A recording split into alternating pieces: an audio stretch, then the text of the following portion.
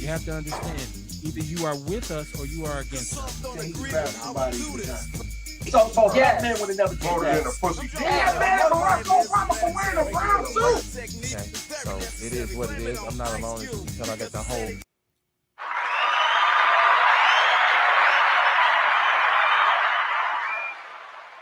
Hey, what it do? What it do? It's your man, 50 Grand, Kevin Barnes, aka the Negro Whisperer, for another edition of Outlaw Radio, a family affair. The Hump Day edition was cracking with y'all.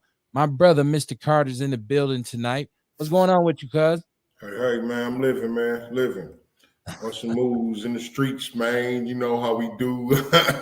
How y'all doing out there? Welcome to Outlaw Radio, where we talk that talk, where we definitely walk that walk. Raising vibrations, elevating thought. And y'all better come on in. I'm trying to tell you, I am the black woman lover, the black man's brother, the culture teacher, hood healer, the ghetto witch doctor. I'm your holistic health and wellness coach, Mr. Kamar Carter. I'm also the one who brings you nature's natural herbs and supplements and vitality. And Meatless Mondays. You can catch me on Facebook, right? You can find Nature's Natural Herbs and Supplements on its page, Nature's Natural Herbs and Supplements, or you can go to my health page, Healthy Self Heal Thyself, and ask about Nature's Natural Herbs and Supplements, or Vitality, or Meatless Mondays, and somebody gonna point you in the right direction. Or you go to my page, inbox me, and I'll tell you about all three and plug you right on in.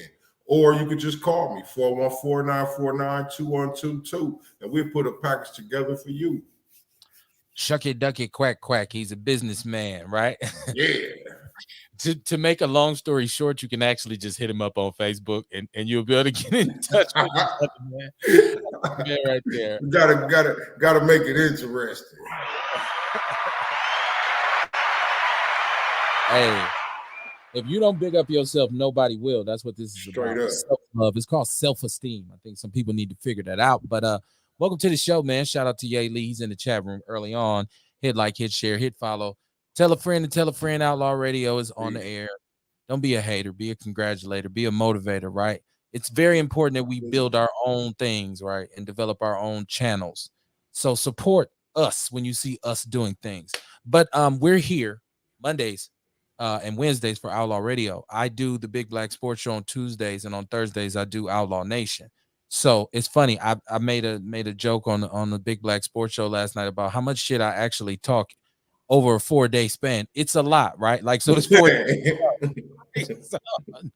but each one has its own kind of personality, and that's what the beauty of being black is. We're all different, and we all have different desires and motivations, and it should be kind of like a natural weaving that goes on to form this kind of community quilt. But it's not that. It's a lot of other shit going on in the community that prevents that. So we talk about those things. We also talk about solutions. We try to. But support the network, man. Support the movement. Word Mob. When you see that apparel's coming, man. Word Mob. Welcome to the information gang. Information is the new dope. Just in case you ain't find out yet, right? Like it's pretty soon. Information to know better is going to be a very valuable commodity to have. So shout out to y'all though. I get a lot of support. I can't even say anything about the support we get in Milwaukee because people just rock with us. Last night the Big Black Sports Show was off the chain. Phone lines off the chain. Shout out to Ewok and Big Dota and Coach Tank. Just lighting it up last night. We had a good conversation. And you know what bled into the subject. You know how what has dominated the headline. So I don't think you can actually talk right like about anything in Black America this week unless this one subject comes up. So of course we're going to allude to that. And I'm gonna tell you why. Because I kind of came up with the concept of the show because of this. And this is why I decided to call the show a family affair. Because I feel like this is a black man dealing with another black man at a white venue, obviously, in front of a bunch of white people. And so this discussion started was this a bad look for us? Did this make us look bad? Or did it set us back and all this kind of shit? And it's not, it really didn't do any of that. Really what it was it's a dispute amongst us. It's an issue that we have, as a black man and a black man. So it's a family affair, right? And I grew up in a household where my mama said, you keep our motherfucking business off the street. What happened in this family is family business. And so I'm seeing a lot of people chime in with opinions and they're kind of psychoanalyzing everything and everybody has some kind of opinion. But I hear a lot of white people. I hear a lot of people who are not people of color who are chiming in with opinions. And I feel like in some cases, I hear what you're saying, but this ain't none of your business. This is this is black folk business, right? You know, so it's a family affair, man. And I feel like we all should start operating like we are family because guess what? Especially in Milwaukee, I always say 6 degrees of separation is entirely true. I know you somehow. You may not have met me face to face, but I know somebody who know you, or I'm kin to somebody who kin to somebody, you know, who kin to somebody. We're all Right. connected. It's a family thing, right? So a family affair tonight, man, on Outlaw Radio. Let's talk like we're talking amongst family because I want to get down to the meat of this. Like everything, we're at this stage now where this happened. There's initial shock, there's reactions, then people start to kind of just come up with, and of course, you all know what I'm talking about, right? We're talking about the Will Smith, Chris Rock thing, right? What the fuck you talking about? That's what I'm talking about. And I'm gonna start off with that tonight, but I do want to say this because I always say rest in peace. So rest in peace to any homicide victims, anybody who's lost someone in this city due to this crazy violence. Rest in peace and condolences and prayers up for you and yours. I was thinking today when I looked and I seen it's been 2 years since Bill Withers died. Like that made me a little sad because Bill Withers was one of my favorite singers of all time, a great writer of music. You want to hear some well-written music, listen to some Bill Withers. So, but yeah, so I have to give those out. And there's a lot, believe me, I understand there's a lot more going on in our city, and we're going to talk about a lot of that stuff tonight. But this topic, this subject has kind of permeated our conversations because it's exposed so many different layers in our community, right? So the whole family thing, the black family structure. Here is what's supposed to be a black family, if I'm correct, right? Like Will and his wife and his children. And so, what is their dynamic? And I think it's been so open to the public, and we saw this kind of blow up. And now I think everybody now is examining their own position. So I actually want to give people Mm-hmm. a chance tonight to just okay, if we're gonna be forced to talk about it, we're gonna talk about it. Let's talk about it like adults, right? Let's talk about it like a family amongst Right. us, right? Remember the So other day, Kevin, I told you, I said that's something that is happening. You know what I mean? It's a lot of different stuff going. It's a lot of different issues that we deal with yeah, that we can relate to that situation, right? mhm, Remember then I said, look, we need to be using this as a learning situation, different ways to learn. You know what I mean? To go ahead and talk. Let's conversate about it. Let's talk about this shit. Let's talk about the different views. Let's add some perspectives to this shit. You know what I'm saying? And that's what it takes for us to evolve in the better, man. We got to be able to talk about this shit. Again, you can't heal until you reveal it. You know what I mean? We got to talk about the shit that's wrong. right. Like the same shit that we are going through, it's a lot of other men going through. There we go. There we go. There we go. Right on point. That's where I'm driving. And I see and please let me know if I'm saying your name wrong because I will butcher a name on here. Yee Lee. I see YEI. I'm thinking yay. That's yayo. Um he said I feel that I can put it up. I always read these comments. I forget we can just put them on the screen. I feel false. I feel false. That's media to shift to the mind off the war and the virus. I don't think you can shift people's minds off a war and the virus. Like especially we're talking about COVID. Like COVID has dominated our lives For the for the last past 2 years. 2 years. Three, right? Like you know hey, what I mean? for a fraction of our life. Yes.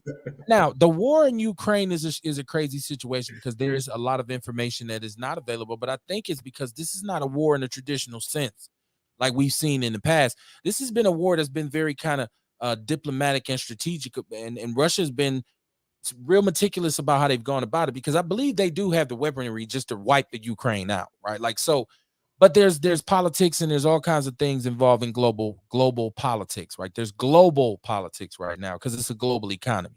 So you cannot ignore that. And this situation did not distract us from that, although that is a good point.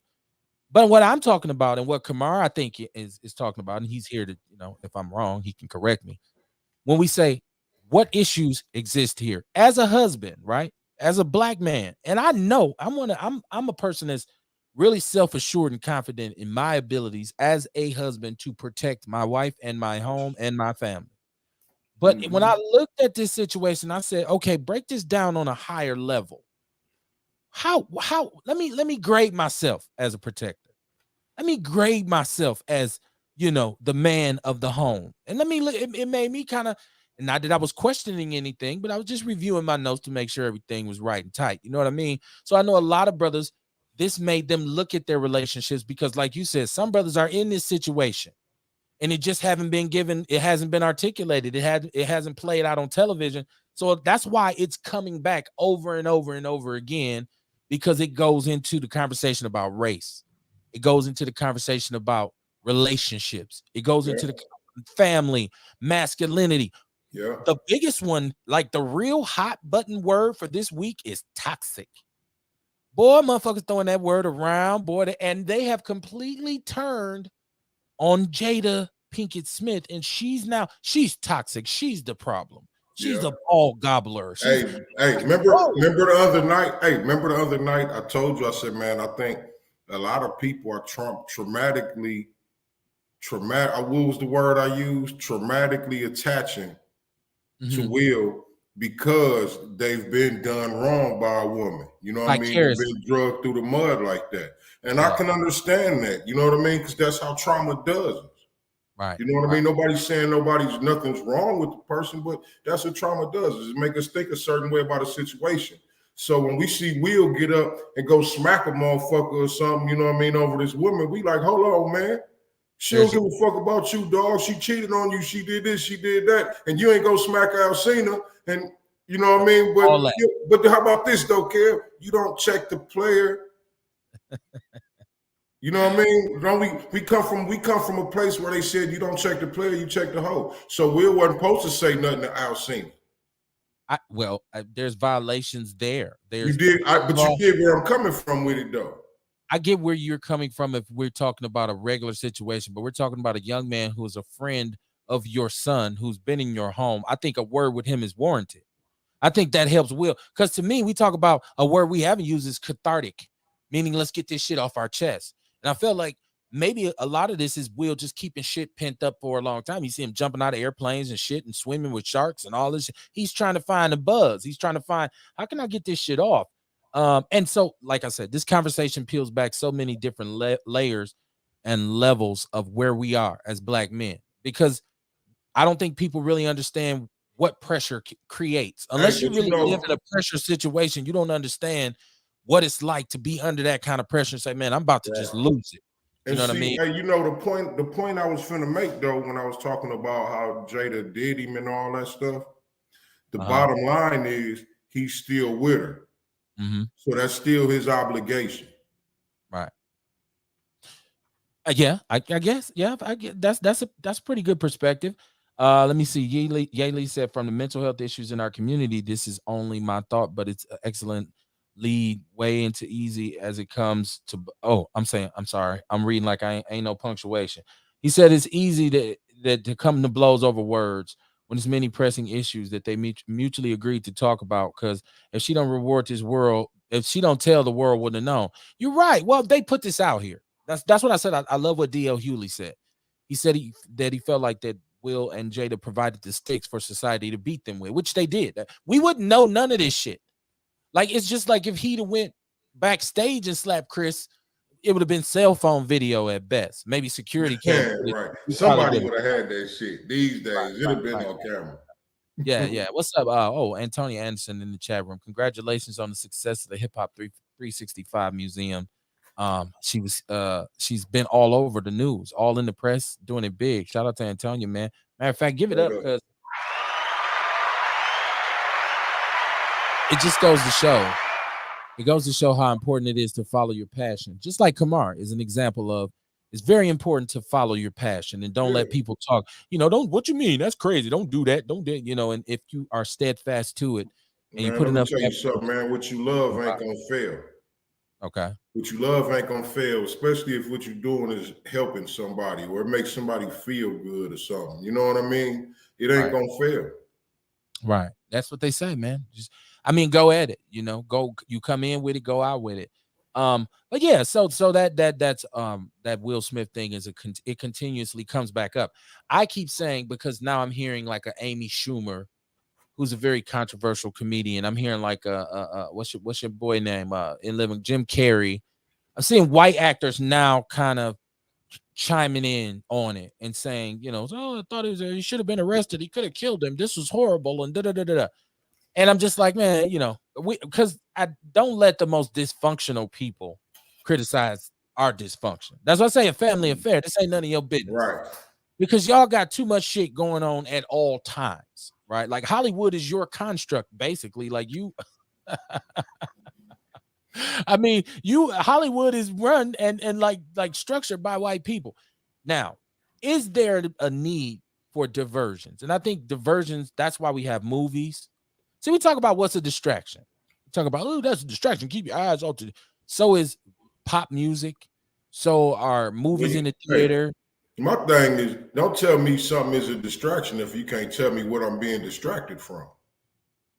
Right. There's a need to divert. I think people look for it, though. I think people don't search waste for my it. time. People search for distractions, though. Well, like I mean, I get it. But you know what I mean? If you claiming something is a distraction, man, tell me what I'm being distracted from. Right. Well, he said the war and the virus. And people have different things. Like, there's so many opinions vary. That's why I absolutely love black people. I've been so entertained by the memes, by the posts and different things, but it doesn't make me. I don't get into it and say, "Hold on, goddamn it," till I start seeing somebody like Jim Carrey say, "Oh, that's crazy," like those, because in their mind what they're thinking, what they want to say, right? Like when it's goddamn niggers. And that's just me, or maybe I'm just racially paranoid. I mean, y'all tell me, because in my head, every time a white person criticizes, in my mind, that's what they saying in their head, like goddamn nigger. So you can keep your shit over there, right? It's a family affair, man. It's a family affair. Shout out to Deacon Mikey Davis, my brother. What's happening, man? Neighborhood. Good with you, bro. Mike Kimmett. Oh man, Big Mike up in here. I didn't see Big Mike. I was saying shout out to Mike Kimmett. Right. Is he in the chat room? Where you see him, man? I didn't see in the chat room. Oh, I didn't see him. I didn't see y'all. Yeah, we got Big Mike. Then we definitely about to have a conversation. Matter of fact, somebody who is articulate as Big Mike is, I would love to get his take on it. I would love for Big Mike Kimmett to call in and elaborate on this whole thing. I mean, shit, it's Thursday night. It's early. It's Outlaw Radio. It's a family affair. You ain't got shit else to do. You might as well call in. Ewalk the Great, what's good with you, bro? We're here being great to the motherfucker, man. Okay. Yeah. Hey, Kabar, what your no meat ass eating, man? Say what? What you eating?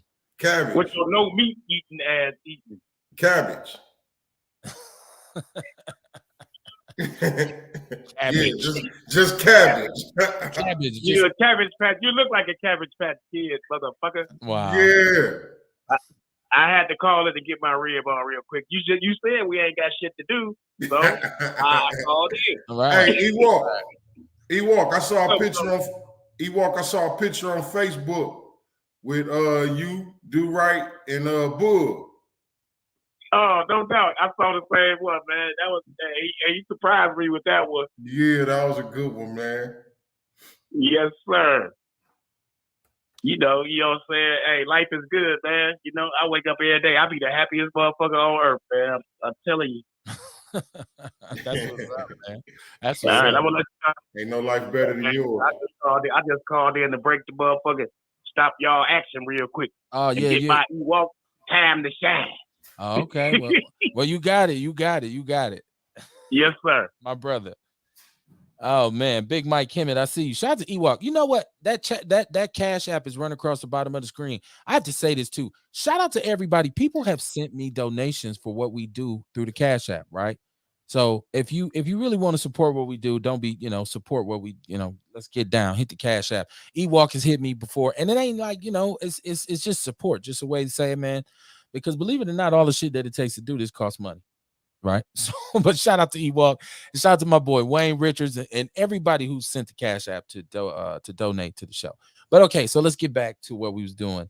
Antonia Anderson, let me get the comments. She said that white folks need to shut the fuck up. They created violence.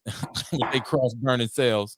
We had this conversation last night because I asked a question about racist sports fans, and I just made the point of how racist white people are. The fans, the racist white fans, always make the most trouble for people of color in sports. We went all the way back on the sports show about Colin Kaepernick, who was pissed. White fans. Who's pissed about Michael Vick? White fans. They're always the ones pissed about some shit. I'm gonna give up my season tickets because they signed Deshaun Watson. He done been through 2 grand juries and been exonerated by the court. Come on, man. Stop it. The hypocrisy in our democracy.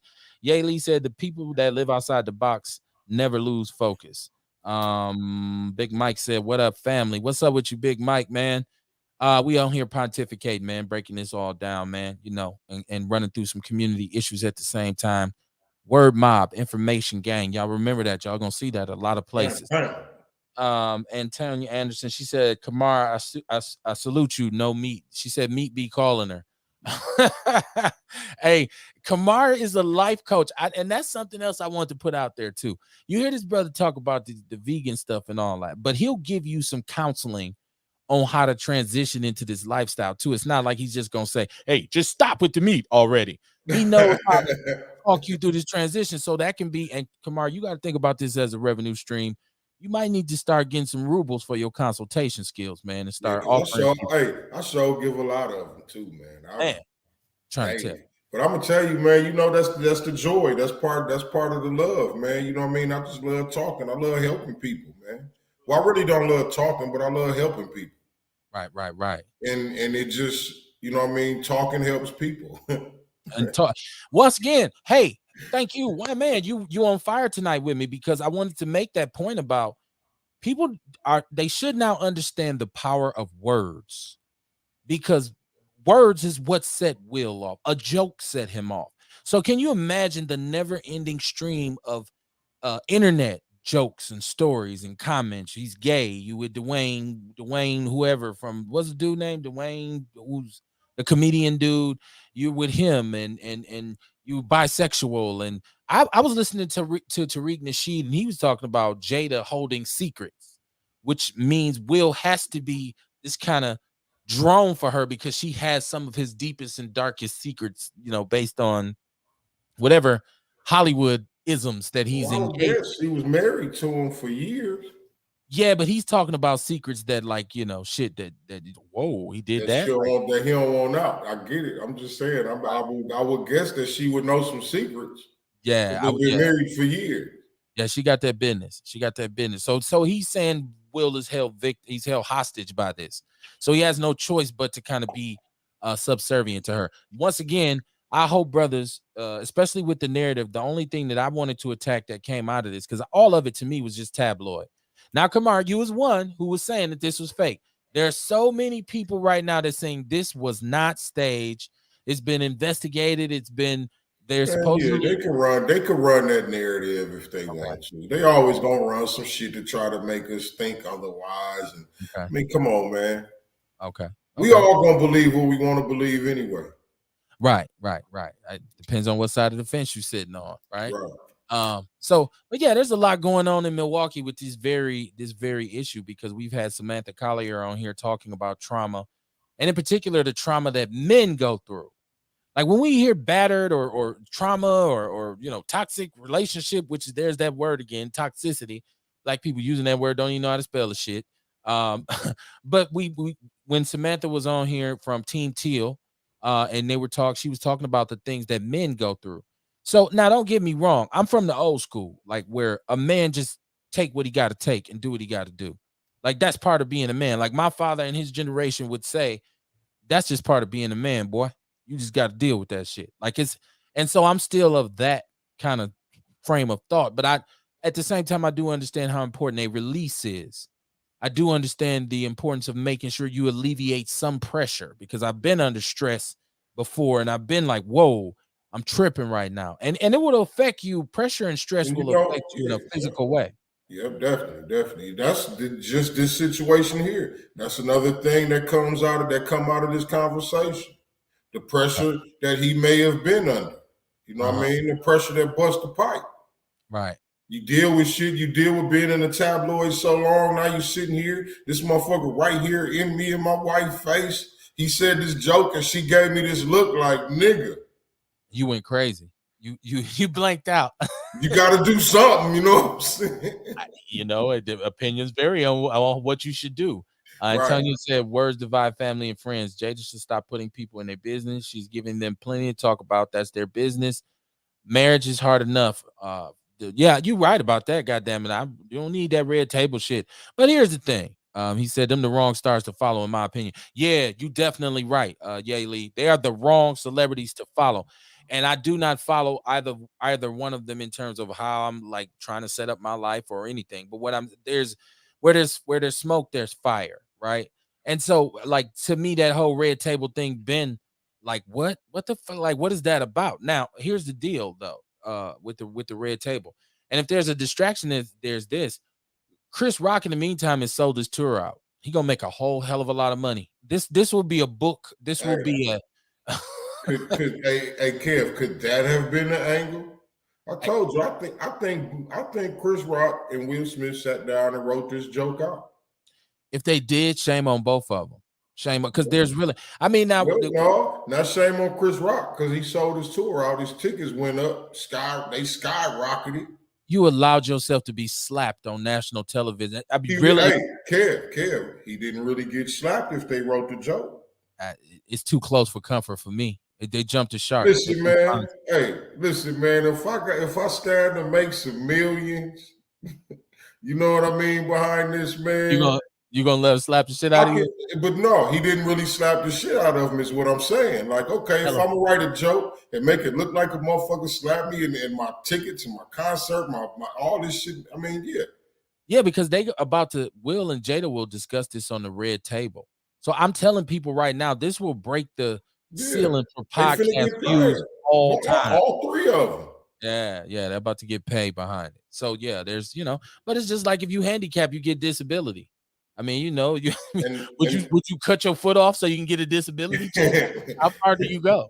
Right. And hey, and Monday I was saying Monday that I mean the angle for them writing this joke just could have been for comedians because comedians can't talk like they want to talk. It's certain shit they can't touch no more. And that's what this whole thing stuff was all about Chris Rock saying a joke that they felt like was a low blow. I don't think either one of them are that smart. I think we're giving them too much credit. I don't know, man. I don't know, Kev. They in them positions. They might not be that stupid. They may be that smart. We'll be touching on that throughout the show. I keep asking for solidarity. And that's all I think for me, when we talk about everything, we need to do this, we need to do that, we need to do this, we need to do that. I feel like we need to get an understanding of solidarity. I feel like I keep saying intentional solidarity, engaging in activities to build common unity in the community. I don't know if that sounds like I'm on some Jesse Jackson type shit because I'm not trying to be. I'm really looking like there needs to be more. You know what we don't have a lot of in our community here is good networking events. We don't have a lot of those.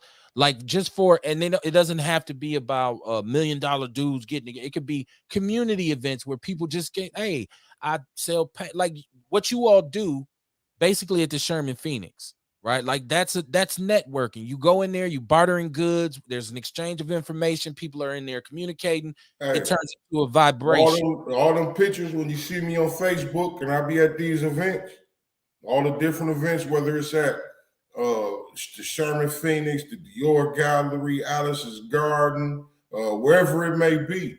That's what these events be all about. Right. And so people are under the impression here that, well, I ain't no vegan, so I'm not going. Or right. I'm not. You ain't gotta be vegan. I'm not woke.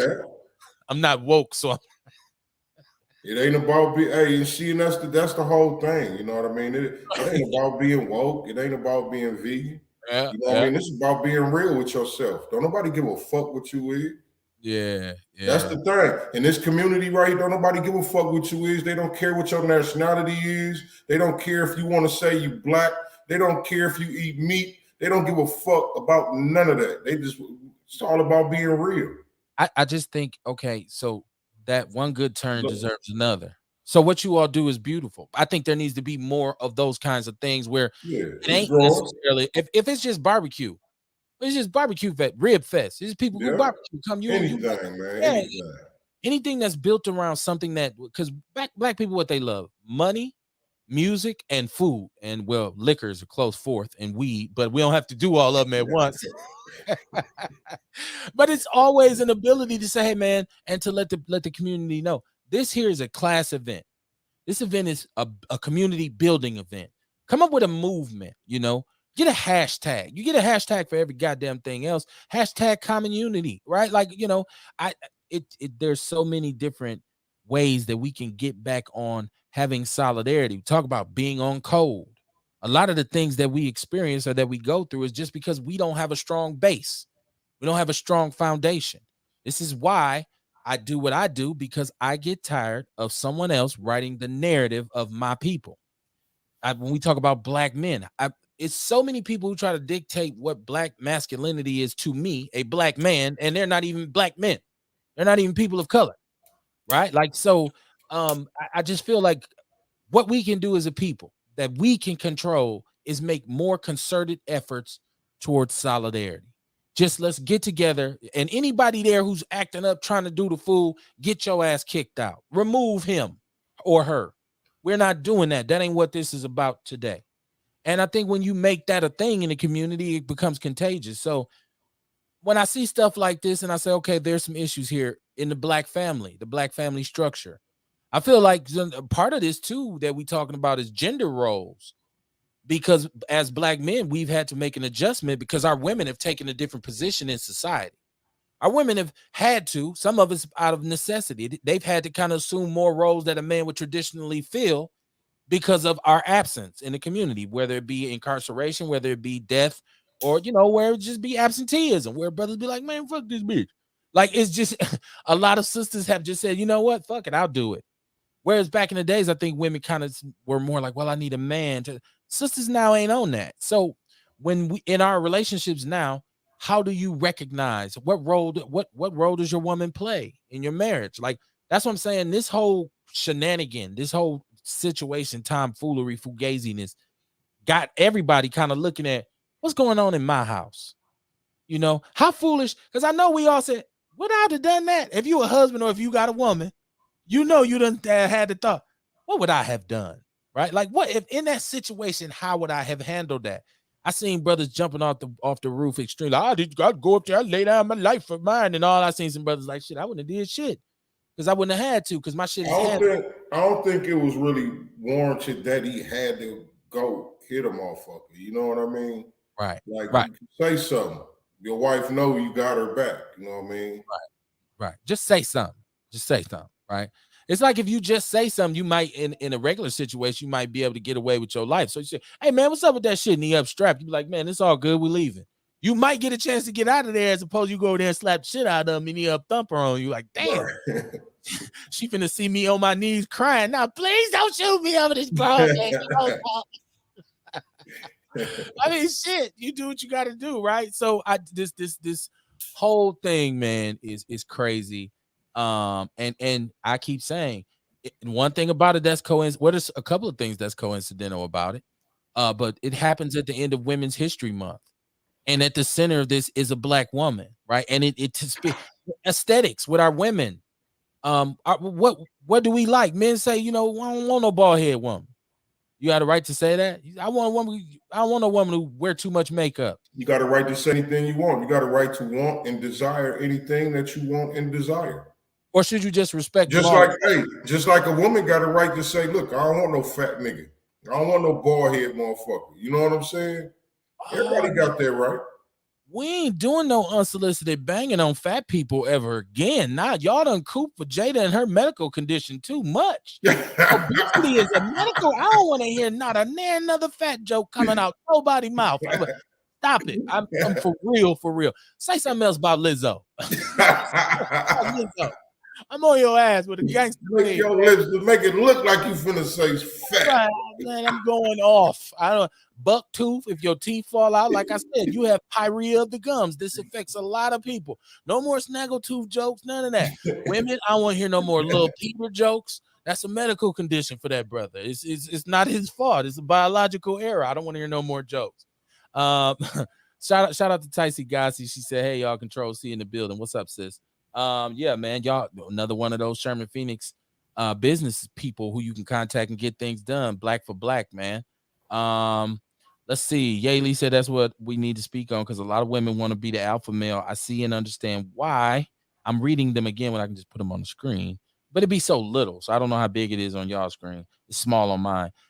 He said, and I understand why, but the one big thing separating men, and it's the one big thing separating men and women today. Yeah, especially black men and black women, because our roles, like I said, brothers have had to adjust, right? Like, so your woman now is a little bit more, she's not as, for a lot of us, I'm not gonna say for everybody, because we believe in the 100% rule, which means nothing is 100% true about no group.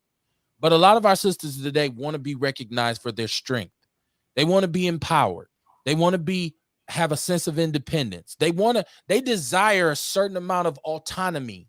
And that's what they want. Hey, And so you say, okay, that changes how I protect you a little bit too, though. Since you assuming his sisters out here walking around more strapped than brothers, right? And you talking about protect me. You the one with that iron, and now he got one too. Let me get behind you. I'm just saying. I'm just saying. He says, so look for what you want. Let's see. Let's look for what you want instead of chasing what pleases the eye. Yeah, that's another struggle for brothers. Like, what do you want? You want an ugly, loyal chick, or you want a fine chick that you got? See, and hey, you know, when I talk to the youth, I talk to them about that. I tell them, I'm like, man, look, these years in your life are the time you're supposed to be dating women. You're supposed to be finding out what do you like, what works for you, what's compatible with your lifestyle. So this way, now when you find a woman, you know exactly what fits your lifestyle. You know which woman gonna help you step your game up. You know what I'm saying? Yes, sir. Yes, sir.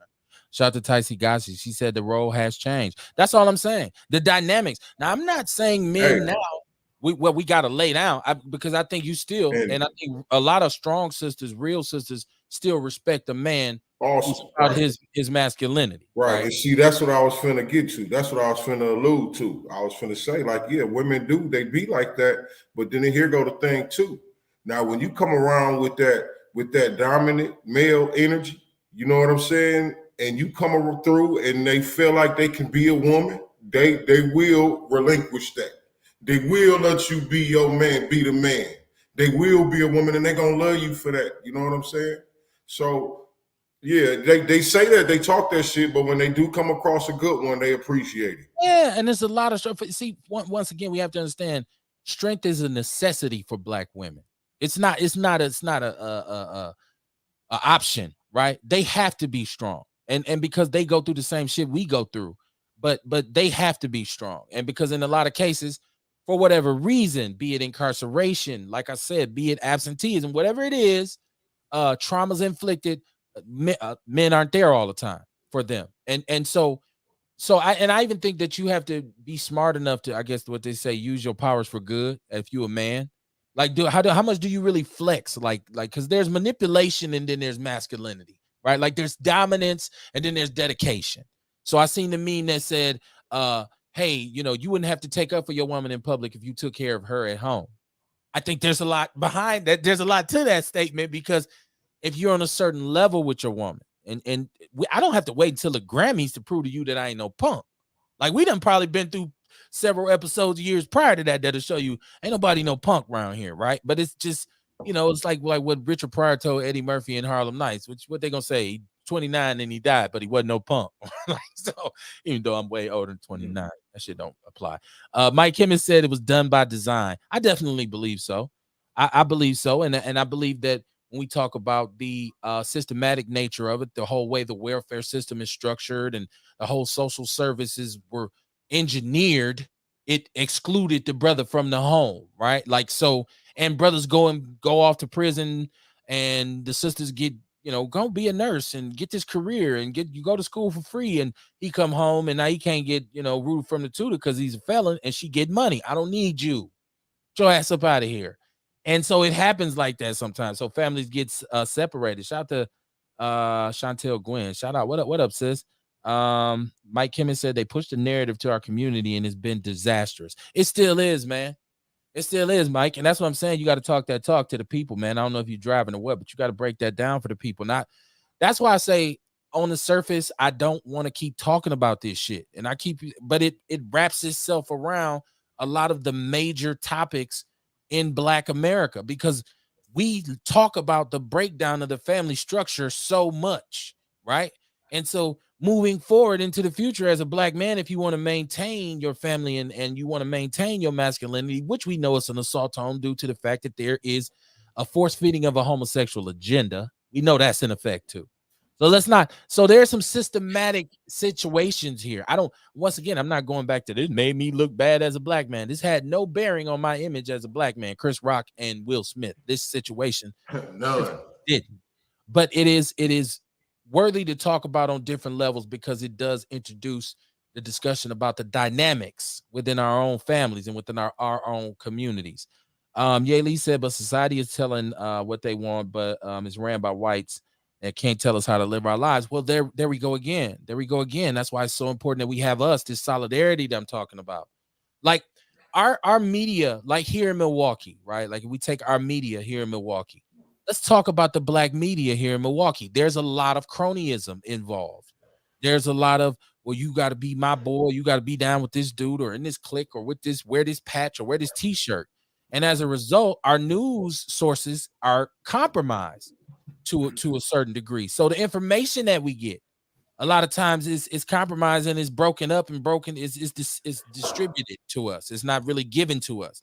So it's important that we have our own platforms. That's why I said the beauty of this whole situation was we went to talking to each other immediately on social media. It's people still posting on shit that was put up 2 days ago. And it's a shame that we have to have this kind of traumatic situation to initiate conversation, but it is what it is. I don't mind everybody talking about it, expressing their views. You know what I mean? I just don't like how I've been seeing people banging on each other. Yeah. It's been that. And there's been brothers kind of just getting in the Brody mode for no reason. You done went to talking about what you would do to a nigga all of a sudden. I blow a motherfucker head over here. Whoa, bro. Right. First of all, you was just talking about peace. Nigga, when you at church Sunday, I'm deacon with a Glock. You know what I mean? So yeah, man. You're right, Chantel Gwen. Too many broken homes, and that's why I said a family affair. That's the connection to the show tonight. That's why I said, you know what? What can I draw from this? Because I mean, no matter, I've tried to stop talking about this shit. Like and shout out to everybody who supported the Big Black Sports Show last night, man. We were talking about sports, and I was trying to deviate, but it kept because people got an opinion, right? Like people are polarized by this. But if you're gonna be polarized, and we're gonna enter in these conversations, let's have constructive conversations because there's enough jokes out there. Somebody went so far as to take a Chris Rock skit from the Chris Rock show, superimpose Will Smith's face on one of the like people have done. The technology out here is crazy. Now, what if we utilized all this to spread the right issue, the right information to the community? Like, what if we did this and we put effort into, like I said, intentional solidarity? I know that ain't the coolest shit in the world. It ain't as cool to talk about as, he slapped the shit out of the dude. But what if we just every day there was conversations being had about, hey man, how can we get together and empower ourselves, man? How can we stop being dictated to in our communities? How can we stop being dominated in our communities? Right. And you're right. You can say, Chantel Gwen said unity. But I think when you say unity for a lot of black people, now it's like a blanket statement. Like they really need it broken down, as Ewok would say, broken down like a fraction. Right. They need more. Like, what is that? What does that look like? Right. So because we know what negativity and dysfunction looks like. We know that. We can that's as familiar to us as chocolate chip cookies, right? Like we know what that. Oh, that's fucked. A black person can look at a situation and say, "Oh, that's some bullshit." That's what black people do that all the time. They walk into a place, they look around, they say, "Man, I'm finna get up out of here. This is some bullshit." We know dysfunction when we see it, but we don't know solidarity when we see it. We don't know unity. We don't know what it looks like because a lot of us just ain't never existed in that kind of realm. So it's very important that we kind of put that down, man. I'm not trying to be soapboxish. I'm just saying the reality of this is either we gonna unify or we're gonna die. Like our way of life, our culture, everything we know, because they've already tried to bury our history. They're already working on programming our kids so that you can get rid of you're against people telling the truth about slavery. You're against people giving the revisions of history on how it really was. When we start talking about critical race theory and all, they're already working on that. the Republicans here in Wisconsin have already gone to work trying to pass legislation that teaches black kids how to be compliant with police officers and respectful. But you don't want them to talk about the reality of black history. It's already happening. So if we just continue to be separated and just be like, whatever, I don't give no fuck. We love that. That make us feel better about stress. I don't give no fuck. Fucking, I don't care. But you do. Stop it. You do. And I'm pretty sure if you'd have asked Will 2 weeks ago, man, you see all this shit they've got about you on the internet? He said, man, I don't give no fuck about that. I'm having money. I'm too busy being rich. I don't get no fuck. Like Jada said, she didn't give a damn about what nobody said about her bald head. She's saying they released that footage. But when Chris Rock said it in front of you know who, she said, oh, hell no. I can't believe he did that. She rolled her eyes and Will went in the mode. God damn. Every night I got to prove my love. Just Hey, and that's it's also a testament on the women we choose too. Yes. You know yes. what I mean? Like, you got to know the woman you're getting with. Will she put you out there like that? Yeah. Yes. Thank you. And that's what the brother said. If she's taken care of at home, meaning she ain't gonna go, she don't want you to be in that situation. You know, a lot of our sisters who are very strong and very opinionated would have grabbed a man. Baby, don't you do that. No, don't do that. We'll get this motherfucker. Don't worry about it. Don't worry. You that shit don't bother me. And then he sat down because that's who could have calmed him down. Hey, but she laughed. Hey, hold on, hey Kev. It's a lot of women that would have ran up there with him too. Exactly. There's so many different scenarios. So when you start trying to, well, it's good to see a black man protect a woman. Like, but that narrative was spent and the media ran with it like, oh, guess what? Black women don't think black, because we see they try to make us think black women are no good for us. Society tries to make us think that, and they try to make black women think we're no good for them, right? Like, so you keep us divided and compromised, and we also water down our lineage in that fashion, right? Like our biology, our unique biology, the melanin in our skin, the way our muscle structure and all this stuff. We give this away. We give it away. Other races, they don't want to fuck with us. When they bring one of us, oh, God damn it, you're not marrying him. You will not marry him. We'd be like, oh, shit.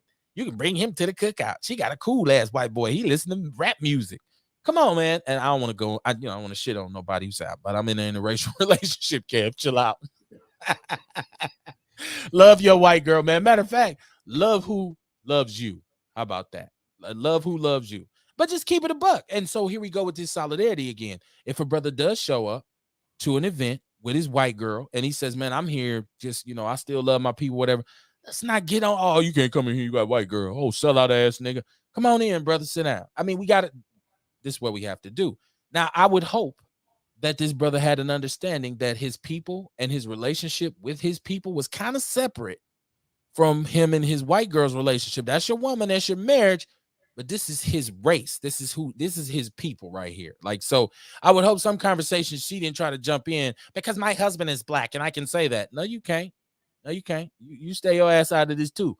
Matter of fact, you speak through him. Go tell him what you think. And he'll say, my wife said, but we don't want to hear your ass say it. Like, that's why I was like, Jim Carrey, shut the fuck up, man. Like Amy Schumer. Like, it's like white people who've been in some weird shit for years. And they're like, they're trying to chime in on what's going on in our community, man. So, yeah, it's a family affair, man. Let's continue to work with each other, man. I would hope these conversations amongst brothers and sisters would continue, because I see a lot of sisters saying ain't no good black men out here. And they're single sisters. Some of them single, some of them with a man. Some brothers who, man, I can't find no woman out here. Ain't no good women. I feel like that's a fallacy. I just feel like a lot of times we make ourselves incompatible based on how society divides us. I don't know if that makes sense. To me, it do. It sounded like it made sense when I said it. So y'all let me know. Hit me in the chat room. April 5th is around the corner. We're about to vote, right? We're about to have this mayoral election. And this is something that I want to talk about too with the people. This ain't got nothing to do with Will Smith or Chris Rock, but this is an article that's in the People's News Network that details Alderman Bob Donovan, mayoral candidate Bob Donovan's legal transgressions. And so if you go back, the initial one was this nonprofit years ago that he was involved in, and there was some questionable handling of funds, and some funds were diverted, and he admitted to it. I believe the nonprofit was shut down, but it was a violation, or an ethical violation on his part, because of how he governed or how he utilized the funding that was involved with the nonprofit. But then there's this whole thing where people keep talking about, well, the peeping Tom, and he was looking in the bathroom. So the whole deal is this. This is in the People's News Network. The report that the police wrote, from him being downtown on the Marquette campus in a bathroom where there was a hole. They said it was the size of a nickel, and he was observed by a police officer looking through this hole for 10 minutes, right? And so when they asked him why, he said, well, he comes down there twice a week to look through the hole at other men masturbating, or to see them nude, or to have sex with men. That's what he said in the police report. So go and read that report. Now people say, well, okay, that just means he's gay. And nowadays that's not a big deal. Back then it was kind of a big deal, but obviously it was swept under the rug because this is a white politician we're talking about. But so that's the whole gist of what he was doing. So people say he's a predator and all this. I don't know that the boys were underage, or the men were underage. And I don't know how much consensual sex, or him, his voyeurism extended. I don't know, but for me, that's unethical, and that's not somebody who I necessarily want to be my mayor if he like to go peek through. That's a little weird for me. What do you think about that, Kamar? Say what now? I said, what do you think about this whole thing with him saying he said that he goes down there to look at men masturbate and sometimes have sex with men? This is what the police report said for Donovan. So what you think about that? Well, I think that's some kind of case, man. You can't go look at people naked in a public place, right? You know what I mean? He should go to jail. He got a ticket. He should be in jail for that. But this is like a spot, according to what he said. This is a known spot for cats. I guess if that's how they rock, this is a known spot for them to kind of go down there and I don't know. Once again, I don't know if this was underage. It said it's on Marquette's campus, and I don't know how much of it's mutual or consensual to say I'm gonna go over here and you stand. I don't know how this works. I don't know the dynamic of people through the hole. That's like, if you can't legally have a place like that, you know what I mean? It's wrong. Okay.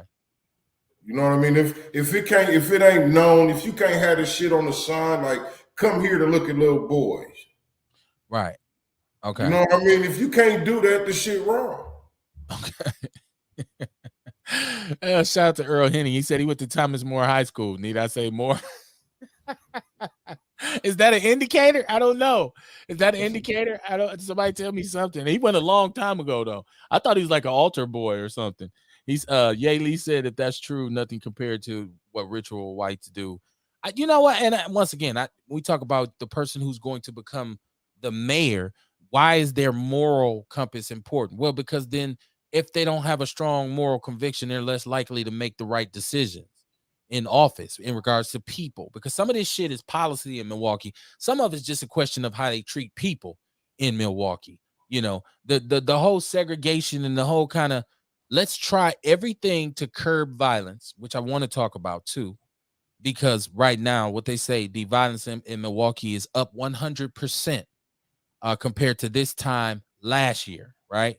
So I once again I put the mayoral debate in the People's News Network, and they said, okay, with the violence going crazy like it is, if you were elected, what would you do within the next 100 days to have an impact on this murder? And I didn't really hear either one of them have an answer that satisfied me as a voter. I didn't hear either one of them say, hey, I do this, or I say, oh, that got some potential to it. It sounded like more of the same old shit, right? Like, and so I think that's the last thing that the city needs.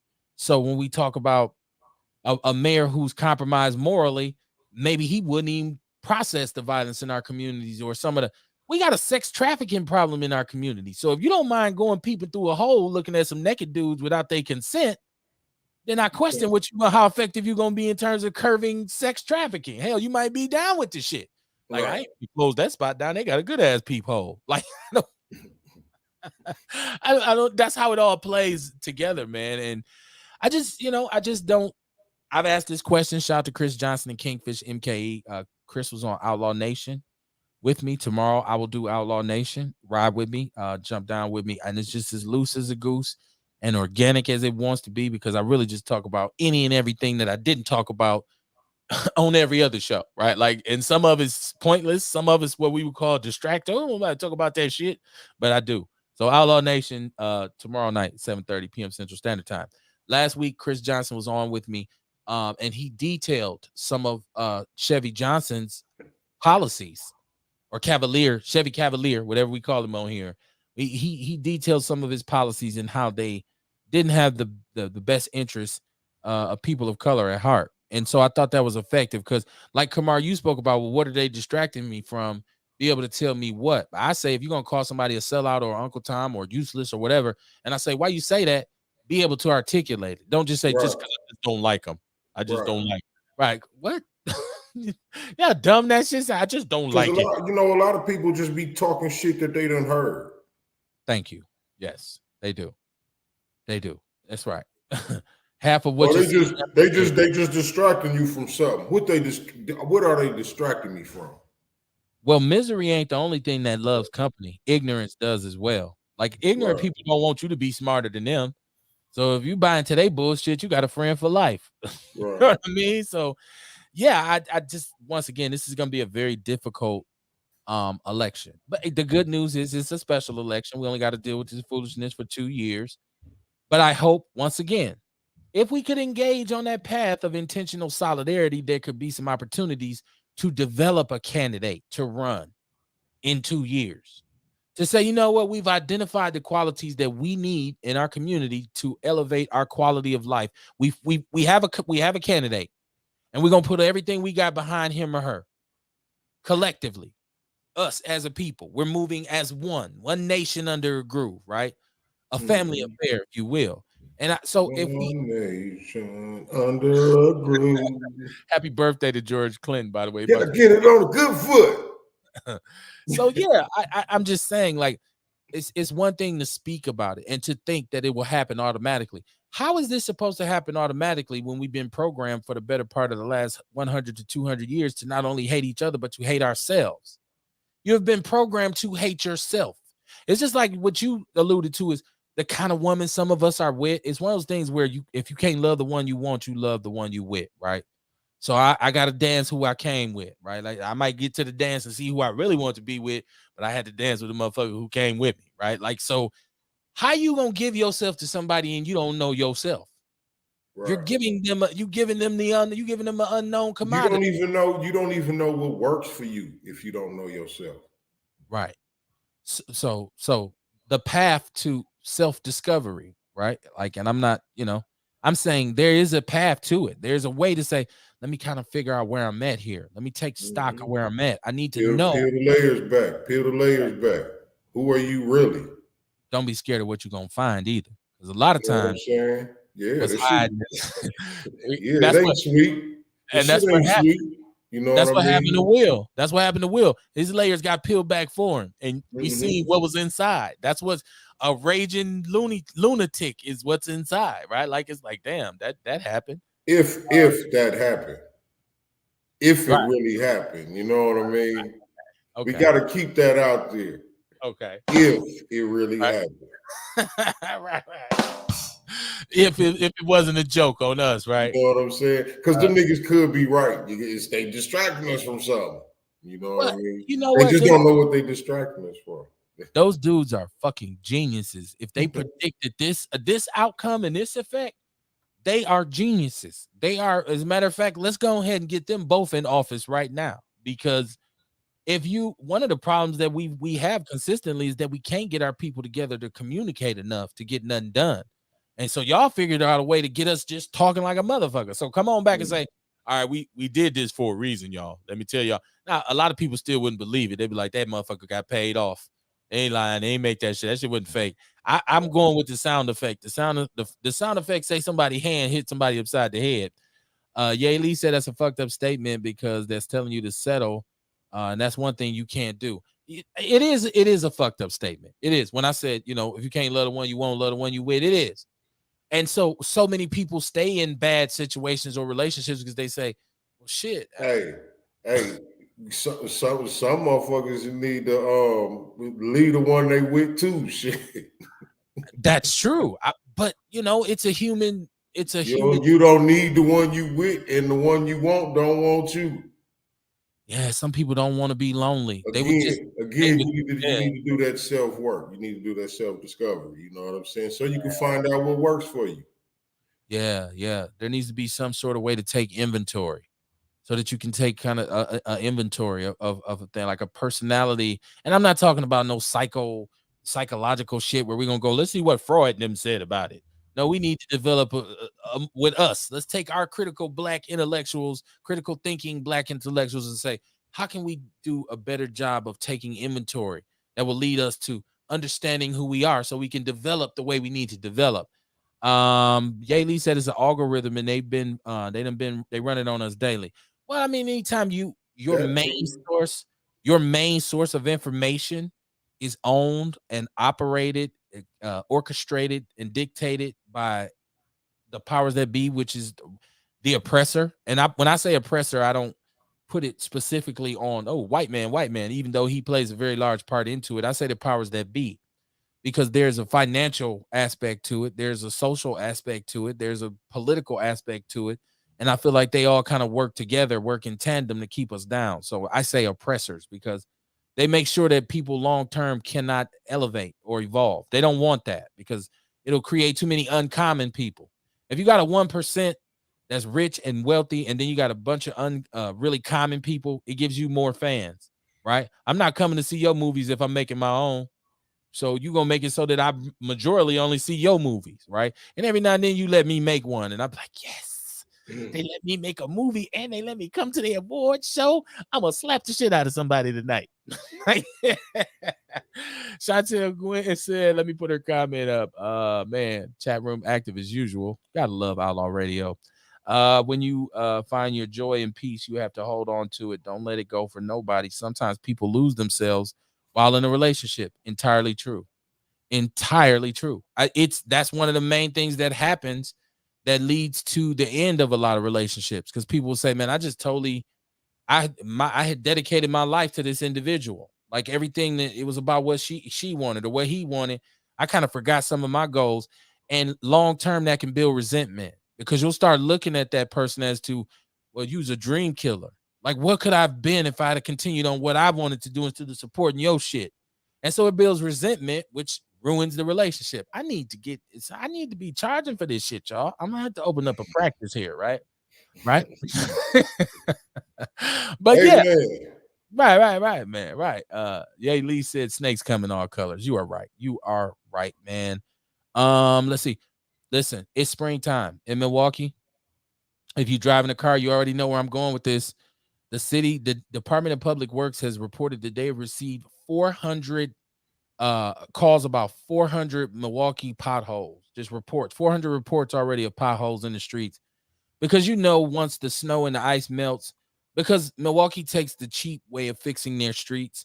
And I don't know when they're going to learn this lesson, because this shit been going on forever. You have potholes in the street, you go put some tar in the hole, which maybe lasts, and it's still a bump in most cases in the street, but it lasts for the summer. Once it freezes and the salt trucks come through and the plows come through and scrape the pavement, up comes what you put down in that hole. Now the hole is worse. Here you come down the street, boom, break the whole front end of your car, right? Like, and so like they said last year they had up to 4,500 calls. They were up to 4,500 calls a day about potholes. Yeah, but once again, maybe that's a question that should have been asked at one of these mayoral debates. Can you tell me if you have a solution to assist DPW in repairing the streets so that we won't be tearing our shit up every spring? Somebody put a post up on Facebook where the pothole was so deep it was an animal living in it. Like it was like on Hampton or something. They was like shining the light. It's in the People's News Network, and the animal was looking out like, "What the fuck, man? That the police just shining light my shit." I'm like, dude, the pothole is so deep and it's been there so long that a whole critter done moved in. Is just living down there with his kids and everything. He's just in there watching TV and shit. Got the big screen on and shit. Watch Bucks and Six, nigga, could cut that light on. Oh man. Right. Shout out to Earl Henning. He said, can you imagine going down there and seeing Donovan and his old white friend fighting over that whole take a look. You know what? He hasn't been caught since, right? And I don't know if this is still his practice because we live in the age now where you don't have to go to do it at Marquette. Now you get a live stream or something. Maybe he got friends in places where he can say, hit me up. It's groups. Now, who knows what social media connections or what he does in his. And look, if he's a homosexual, it's not necessarily like a deal breaker if he wants to run for mayor. That's not my issue. My issue is that you sneaking around looking through peepholes which makes you kind of like Freaky Jason. Which makes you a predator. Right, it makes you on some weirdo shit. Like, come on. Like, if that was Chevy or Cavalier, whatever the hell his name is, Mayor Johnson, Alderman Johnson, if that was him, he wouldn't even made it through the primary. And first of all, that shit would have been on the front page of the paper. It wouldn't be buried and people don't know about it. Like, people like, what? That really happened? Donovan need to be on Dateline. Right. To catch predator. Right. So somebody set him up and just send him a text like, meet me at the bathroom. He'd know now, like, I ain't falling for that shit no more. Fool me once, right? Like, yeah, he'd be mad about that shit. I seen in the news too. This is another story that's in the People's News Network where Byron Allen, who is a billionaire brother, businessman, and he had this whole lawsuit against the networks because they basically have tried to freeze him out because he has a very large production company, media production company, produces a lot of television stuff you don't even know about. He owns the Weather Channel. He owns different cable stations. He was trying to get more entrenched in the game, and the game was handling him rough because they don't want a black man in there. And his latest bid is he wants to buy the Denver Broncos. He's supposedly putting a bid together to buy the Denver Broncos, but he made a very powerful statement last week when they were interviewing him and they asked him about his media company and would he ever consider selling it. And so if we flash back and we think about what BET once was, right? We think about what Def Jam Records once was, right? Like these were black-owned companies, media companies that controlled a lot of influence and had a lot of influence and a lot of they issued a lot of communication in our community. But they were sold off. Robert Johnson sold his for some hundreds of millions. Russell sold Def Jam. And so they asked him about selling, and he said, I will never sell my media company because it's very important for black people to own something.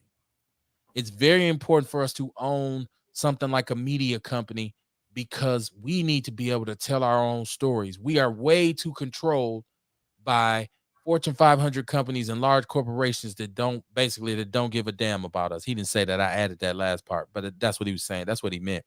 Right. So this is another reason why I continue to do what I do here. And I know a lot of people, I don't think as many people think I'm crazy now as it used to be. I think when I first, like 6-7 years ago, when I first said, I'm gonna do an internet radio show. And a lot of people said, what the fuck you talking about? Like they look at me, what's wrong with this dude? And like I used to post on Facebook and they used to be like, what the fuck is this shit? And now this is the latest, greatest thing, right? Like who don't have a podcast now, right? Like who's not a content creator? People go live now on their phones and they act like they work for a network. Yeah, this Leroy Johnson just live from the hood. You know what I'm talking about? Over here on Burla. Like he gives a whole setup that looks like he's on the news. As you can tell, it's a car pile up. Like I'm like, dude. So yeah, it's important, man. And so that's why I say anybody who has a platform, and I look into People's News Network, I see a bunch of different platforms. It's a bunch of shows in there. And I could take them out because it's my group, but I don't. Because I think there needs to be a lot of diversity amongst us. And when I say diversity, I don't mean about, let's go get the Latinos, let's go get the Asians, because they have their own platforms and they don't include us on their shit. So it's time for us to start doing our own shit, right? Like, so that's why I say it's so important that we support each other. Anytime I see anybody doing any kind of podcast or anything on Facebook and they black, I try to give them at least 5 minutes. Now, after 5-10 minutes, if I'm not interested in what they're saying or whatever, I'll just hit share and share it in the People's News Network because I think it's very important for black people to take control of information. Word mob. It's very important. When you showing me once again that you don't want to really know about certain things that have happened to us. Kamar, we used to always crack up on here when you came on here, you first started talking about veganism because we used to talk about the pyramid that we all grew up looking at. In which they told us, was it the fourth? How many food groups was it? Like, right. I don't even know them. I don't even know. I know it was all bullshit except for the veggies and fruit. Right. Well, yeah, but then it was pork. Pies, I think, veggies, Yeah, fruit, it was dairy. dairy, pork was on there, red meat was on there. All this is like y'all might as well put Marlboro on there. Like it was just like and they told us that shit. Like it does, and some people are lactose intolerant, can't even process dairy. Like really? Right. So it's just, it's that's why it's so important for us to understand our own, where we come from and exchange information amongst us. I feel like we are just way too friendly in giving away us. We're so eager to share all our shit with everybody, and Yeah, nobody we're else always shares always their shit trying to teach something. or give it away. Come on over here, watch us. You're welcome to watch. Ain't that what happened in Africa that they told the white dudes when they got off the boat? Y'all come on, watch us do this little ceremony. Didn't know your ass was leaving in handcuffs afterwards. Like, and I'm doing it. It's a that's a metaphor, but I'm just saying. I like we're way too giving. Maybe we should have been locked up then. Like, you can't come up in here. Because we do that shit at a club. Like, nah, man, you can't come in with them shoes on. Like, you know what I mean? Like, we should have been like that. Nah, y'all can't. Y'all got to set up on this beach and be up here for 2 weeks, and we're gonna send the shaman over here. He gonna examine everybody, make sure y'all ain't bringing in no disease.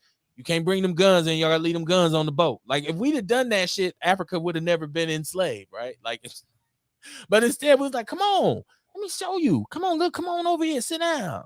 White man got there, said, are those breasts? He said, yeah, they everywhere But over here. Kev, they tricked them. They sent the nice white people first. Yeah, sent the religious people. You know what I mean? They sent the motherfuckers to fool them first.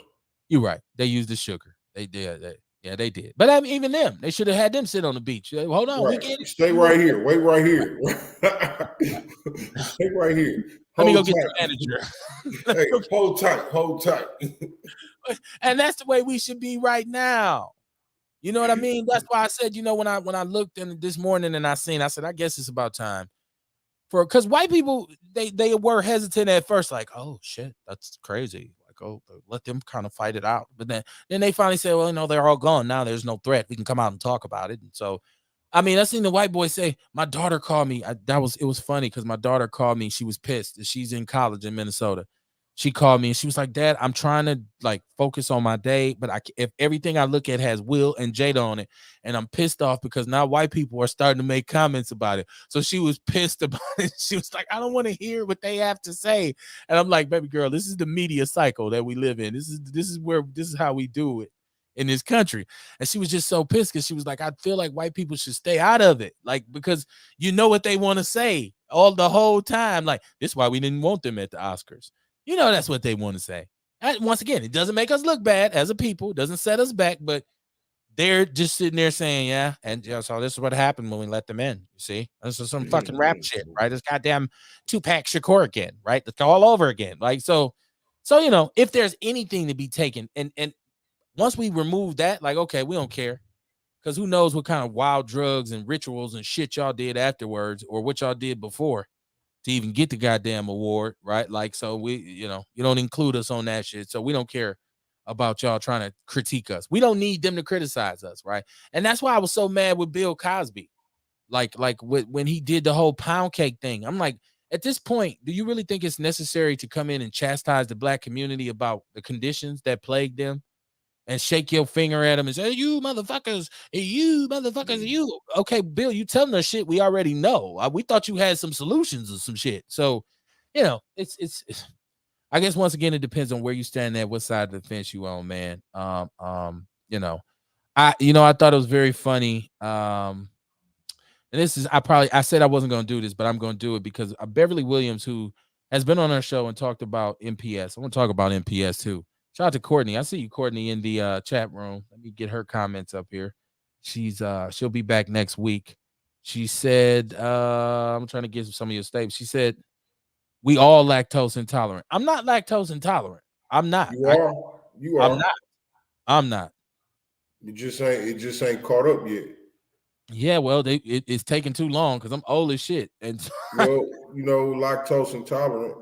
Okay. Well, you still ain't getting nothing from milk. I know that. I've accepted that a long time ago, right? And it's probably still creating mucus in your body. That along with a bunch of other shit. You're right. So if it's creating mucus in your body, it's intolerant to your body. Um, right. I'm gonna get back to you with You that. lactose intolerant. Earl Henning said, I heard a black news media company. Yeah, the black news channel shut down. You're right. But it wasn't owned by black people. It was owned by Shad Khan, who owns the Jacksonville Jaguars, who I believe is an Arab. So yeah, yeah. And it wasn't even done right. Like if you ever watched it, first of all, it was like I told somebody about it. They said, well, ain't that BET? People didn't even know the shit existed. Um, Courtney said we're too forgiving, too giving and forgiving. We are. We are. We're very forgiving people. That's what makes it so tragic that we get mishandled. Because black people are the most emotional, loving, like black people are some loving people. Like, and that's really what most black people don't get it twisted by the violence and shit you see in the community. That represents a minority in our community. Most black people are easy as hell to get along with, don't want no problems, and really just want to go about their day. And they want a good party or some good to listen to, some good to eat on. If whether it's church music that they at church up in the sanctuary getting it in, most black people don't want no drama. That's why we say, man, I mind my own goddamn business. So it makes it even crazier that we that they've treaded on us the way they have. Courtney agrees with you, Kamar. She said I am lactose intolerant. So I guess y'all know We are. better. Everybody is, man. So nobody should be drinking milk, right? Right. Breast milk when you're born. Right. It just don't. It just we are different. So what I mean. With some people, it's gonna bother some people more so than others. Okay. Okay. And I had Kamar, this was a question I had for you too, since we talking about family affairs and we talking about relationships. And she said, we know you better than you, Kev. Well, if you say so, I guess if that's yeah, right. If you're gonna tell me I'm lactose intolerant and I say I'm not, and you say yes, you is, I'm gonna let you win the argument, right? I don't know if we can. I don't know what kind of test I can go through. Should I drink a glass of milk after the show and say they was lying? Ain't nothing wrong with me. I don't know. Kamar said measure the mucus, right? I'm smart enough to know when to let shit go, right? Like it is. I'm not gonna be arguing about that. She said. That they know me better than I know myself. Right. I guess so. Kamar, this is a conversation though. Courtney threw me off because y'all take jabs at your boy constantly. Somebody talking about my flip phone, talking about I got a cricket phone, all kinds of shit. I get handled like Will on this show. I'm fuck around, snap out. I'm gonna snap at the OMG awards, and run and slap the shit out of somebody. Right? That'll be the end of that shit. That shit ain't gonna go like it went the other night. She said you feel an increase as you drink. I'm gonna pay attention to that. I'm going to start paying attention when I do, and it's not like I drink milk every day, right? But I do eat ice cream, right? You know what I mean? I do eat cheese. I eat cheese with no effect, so I don't know. I eat pizza, cheeseburgers, all kinds of shit with a bunch of cheese, and they don't. I haven't noticed anything because once again, I haven't measured the mucus, so I don't know. I got to get a mucus monitor. Is this such thing as a mucus monitor, like a thermometer? I don't know. But Kamar, I put in the chat room. I'm sorry, in the People's News Network, an article that's on Madame Nori, Madame Noir, and it says the Black Vegan Cooking Show episode 2. Boost your sex drive with these vegan aphrodisiac dishes by the Queen of Green, right? And so in the interest of talking about relationships and some people take care of your woman and being able to so sometimes and it's this not about ed or anything like that. This is about people just get into a monotonous routine of sex with their mate and their significant others, and where the performance is, I'm not here. That's not what the conversation about. I wanted to ask you, do you have any specific knowledge that you could advise people on in terms of vegetables that would be considered a natural aphrodisiac? Because I have some listed here. Do you have any knowledge of this? Ginger. Okay, ginger. Ginger could be one. What else? Stuff with zinc, like pumpkin seeds, stuff that's high in zinc, iron, Okay, cayenne pepper. I've heard that one before. Yeah. Okay. What else? Some herbs, damiana, Okay. maca root, And so, sea like, moss. but you do. So, sea moss is one of them as well. Yeah. Okay. And so you still do the vitality joints, or you just put that on Oh with yeah. the Oh yeah. okay. We got pineapple start. Got the pineapple flavor starting Monday. Okay. No, not Vitality. I'm talking about you used to do the capsules. Oh yeah. I still got those too. Yeah. Okay, yeah. I know you still do the Vitality. That's just like Coca-Cola. I be saying that shit. Yeah. And then like when you talk about health like that, like ED, it's it's a few different great ways you can get it. You know what I'm saying? So you have to understand that to understand how to fix it. Okay. You know what I mean? One,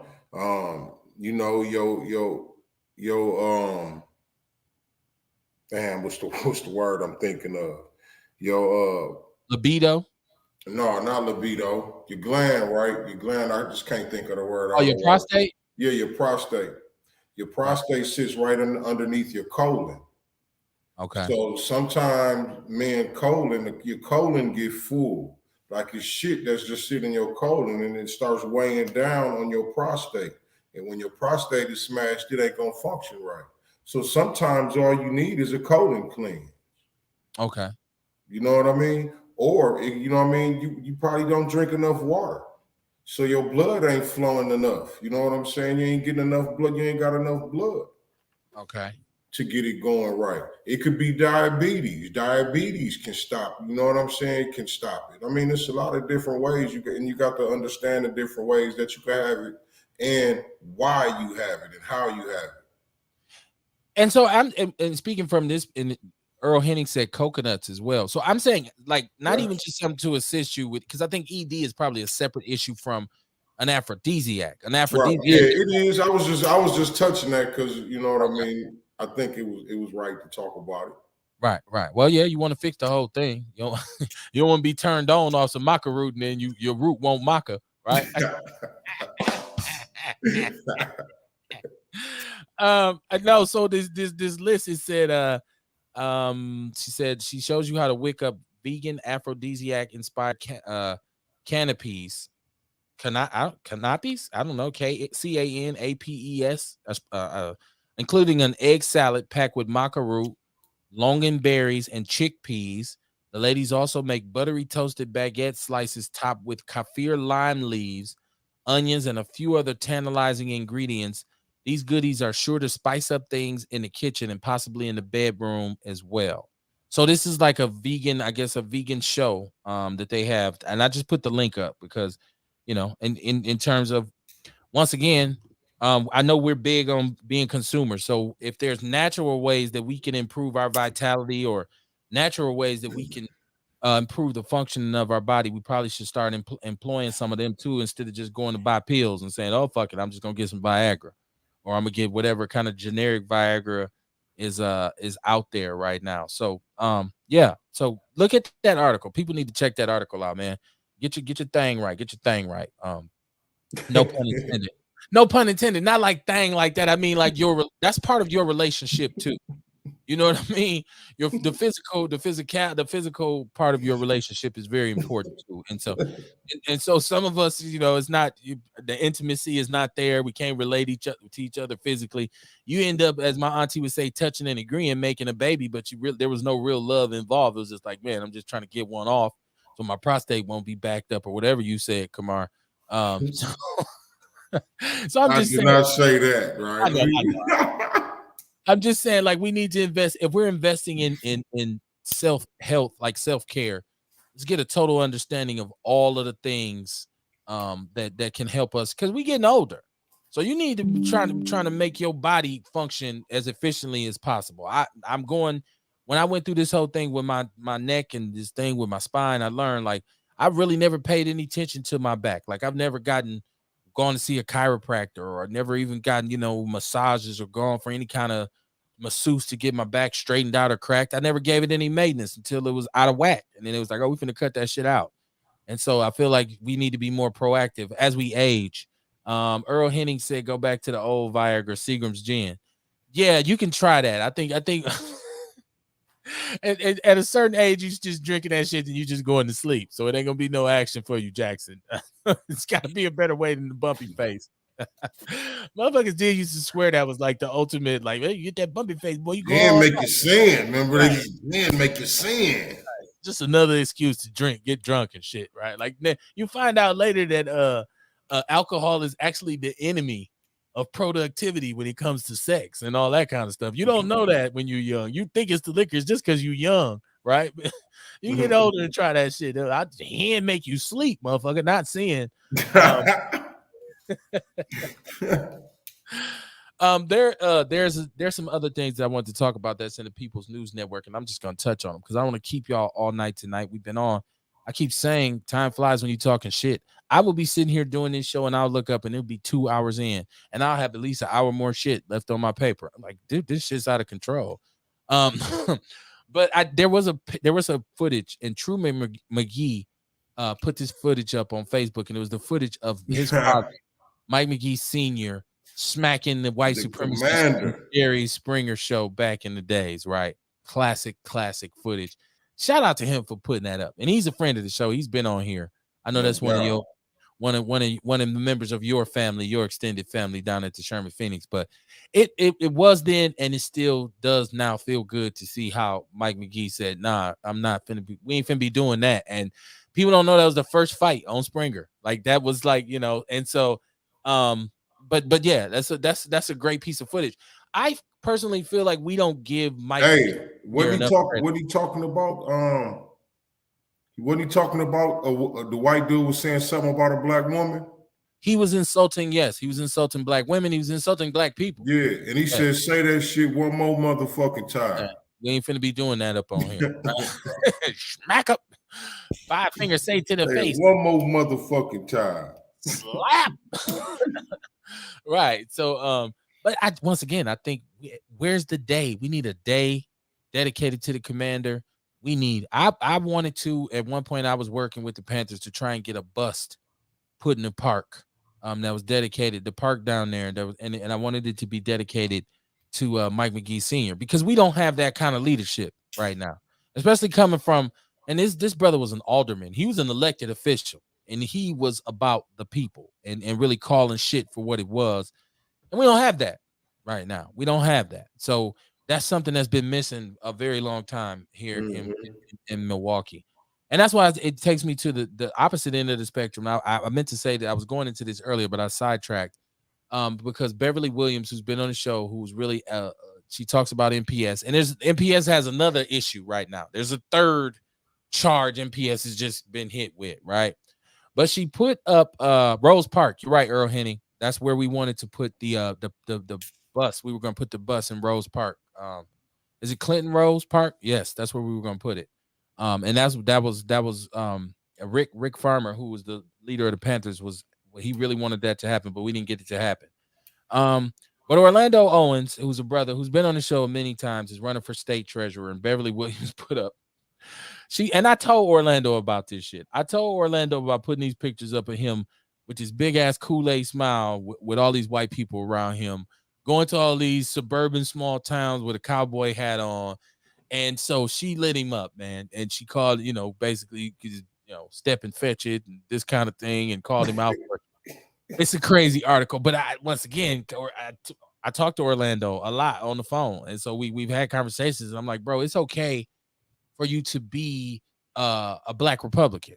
Because when I talk about solidarity, it's entirely that. It's okay for you to be a black Republican, but you got to stop drinking the Kool-Aid. You got to stop with the buffoonery. You can't be up on the thing with the cowboy hat on, smiling with 5 dudes, and you could just 5 white cowboys at a Burlington County State Fair with a big ass Holstein cow in the background, and then come on back and live on the north side of Milwaukee. But I know his thing is, he told me he goes where he's tolerated, and he feels like black people really just missed the bus on conservatism. So yeah, but it's in there. I put it in there. Shout out to Orlando if he's watching. He said, I can't believe you put this shit in here, Kev.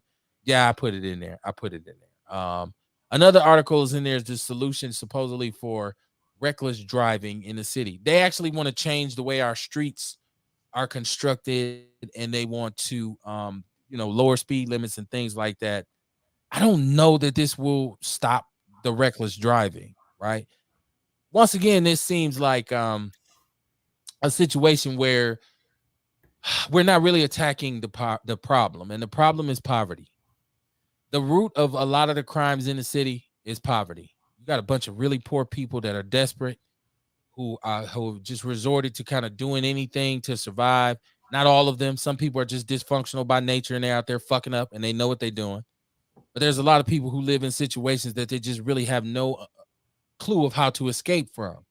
And it's because of poverty. When you add poverty, you add a lot of pressure. We just talked about how that pressure will break you, like Will. And Will don't even live in poverty. Will is paid. And just that pressure made him break like that. So imagine a person who has no bread, right? Like imagine a person who's got to strive and worry about how they're going to eat the next day. Any politician who comes to you and asks you for your vote should be told to come up with a tangible solution. I don't want you to just answer the question. I want a real solution to what's going on in the city in terms of violence and crime and dysfunction. And if their answer does not somehow involve confronting the abject poverty that Black people live in, they can keep it moving. So the recommendation for this is to spend $8 million. So they just passed a resolution, the Common Council did, to free $8 million now to do construction on the streets, right? Like, so you'd rather increase the spending, which means somewhere along the line, taxpayers are going to be forced to foot this bill instead of going and enabling and empowering a community to fend for itself by addressing the poverty, meaning bringing some real employment back to the city, going out, finding some corporations. How about you find an industry that's looking for a home where they can expand at and make it sweet for them to do that here, which would create jobs, which will address poverty and reduce the number of poor, hungry people in the hood. This is why I dismiss a lot of the shit that I see. Like, okay, you're going to spend $8 million and the taxpayer's going to have to foot the bill. And now the street's going to be slimmer. So, or however you're going to do it, we're going to put more roundabouts. That's not going to stop this problem. It's like, okay, we're going to board up vacant houses to stop crime in the neighborhood. That's not going to stop crime in the neighborhood. I'm going to close Mr. J's. That'll teach them. They'll stop killing each other now. That's not going to stop. That's not going to stop it, man. We allow these politicians to get away with way too much bullshit, man. Way too much. And it needs to stop. So once again, when I speak about intentional solidarity, it's only in an attempt to communicate with each other and identify our leaders of tomorrow. Because regardless of what you think, we all need leadership and we all need a leader, right? And that's kind of the place where the whole thing ties together with a man and his family. He's supposed to be the leader of the family. He's supposed to be the protector of the family, but it's extended more than just being able to punch somebody in their face or slap the shit out of somebody. There has to be some things done on different levels so that he can protect them emotionally, financially, socially, and things of that nature. If you put this man in dire situations where he has to make desperate choices to deal with his circumstances, pretty soon he'll be removed from that home. So now the leader's taken away. So now we got to get an interim leader. Got to get an interim coach, right? And so when we start talking about solutions, man, my perspective, and what I'd like to be a part of is attacking poverty. So if we talk about what lane you're going to be in to help us assist with getting our quality of life back, I would say I would like to be involved in some sort of anti-poverty initiative. And I'm not talking about giving away food. I'm talking about creating wealth and employment in our community, not through and give me $50 and invest in my pyramid scheme.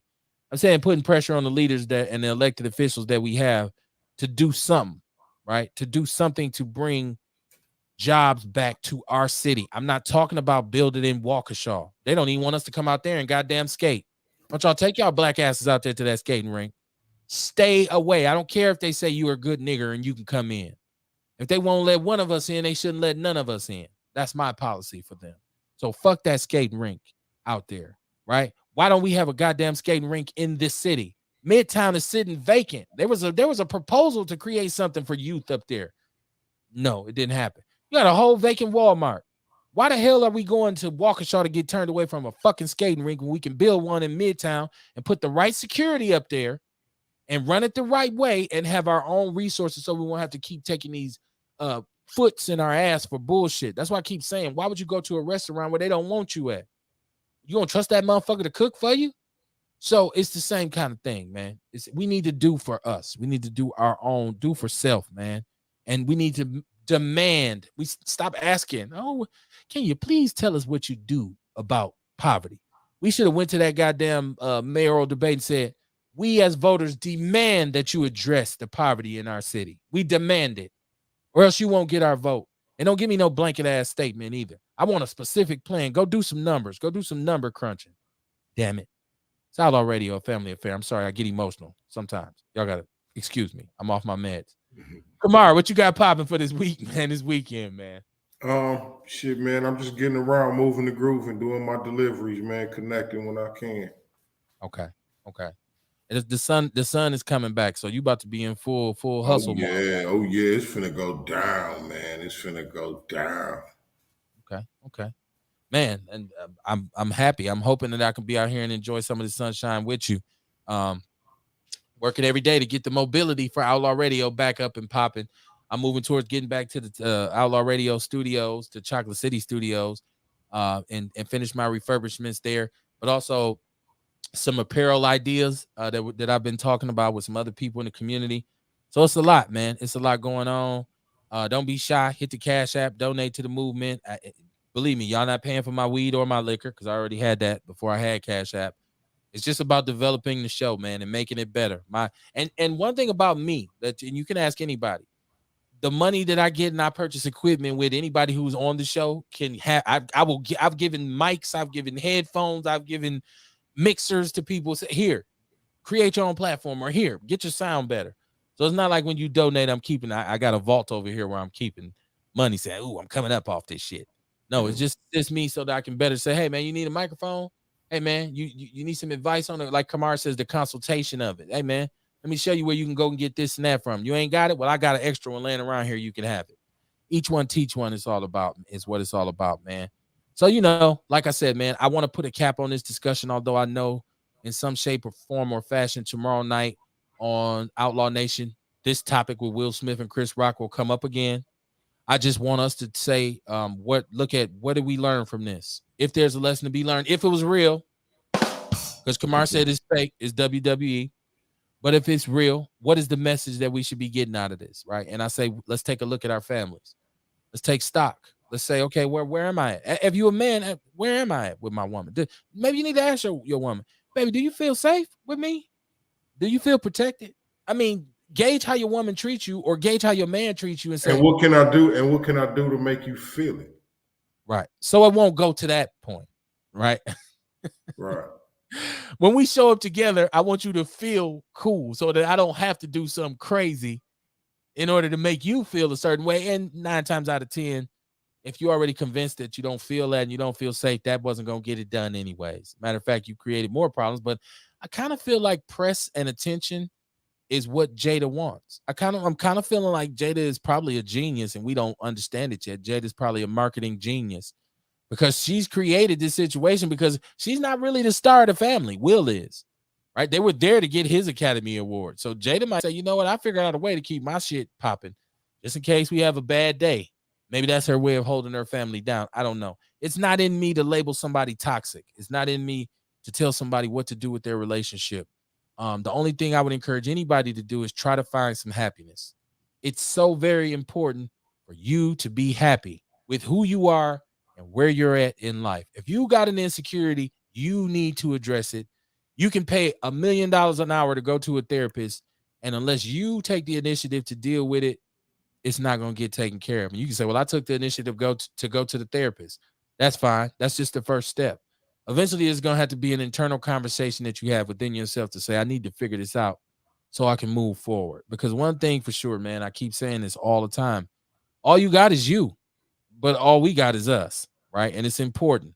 And we understand that within the word community is the word common unity. I am looking for intentional solidarity. And if that's not what you want and you don't want to be down with the people and you don't give a fuck about the people and the status of the people, move your ass around and get out the way for people who really want to affect change and get something done and leave this world a better place when we leave it than it was when we found it, man. If your criticism of the black community outweighs your motherfucking contribution, your ass is a goddamn coon. I will see y'all tomorrow night. Hey.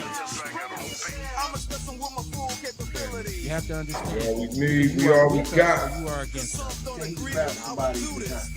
So yeah, man would have never did Voted in that. a pussy. Yeah, man, Barack Obama for wearing a brown suit. Okay. So it is what it is. I'm not